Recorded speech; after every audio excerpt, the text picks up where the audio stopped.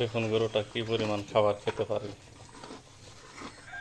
বৃষ্টির কারণে খাবারের সমস্যা হচ্ছে গরুর, অনেক সময় না খেয়ে থাকতে হয়, তাই ক্ষুধার্ত থাকে বেশি। এই গরুটার অনেক রুচি, সবসময় শুধু খাবার আর খাবারই খায়, দিয়ে অবসর নেই।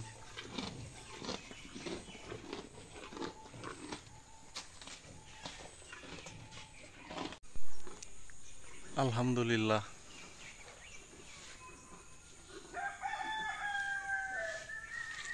দেখেন এই গাছে অনেকগুলো জাম্বুরা ধরেছে।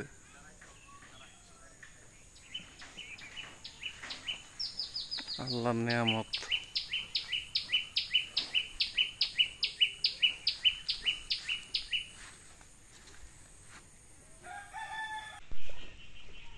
আসসালামু আলাইকুম বন্ধুরা, আজকে একটি অন্যরকম কাজে ব্যস্ত। আজকে যেখানে ক্ষেত রোপণ করব সেই ক্ষেতের পানাগুলো বেছে দিচ্ছি। আপনারা সবাই সাথে থাকুন, ভালো থাকুন, ভিডিও দেখতে থাকুন। এই দেখুন কি পরিমাণ পানা, এগুলো বেছে দিচ্ছি।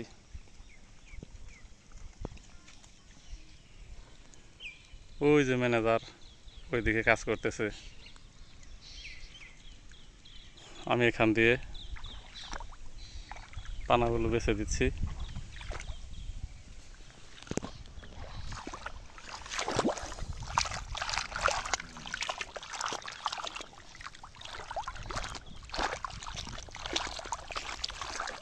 প্রচুর পানা, এগুলো থাকলে ধান ভালো হবে না, এই কারণে বেছে দিতেছি।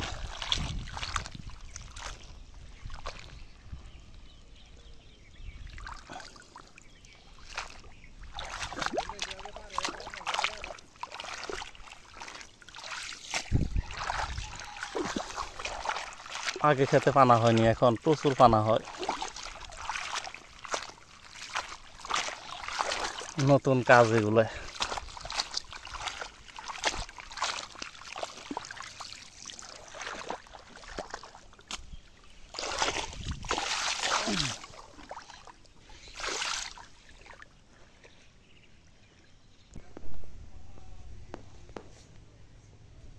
ম্যানেজার পায়ে কে থাকে?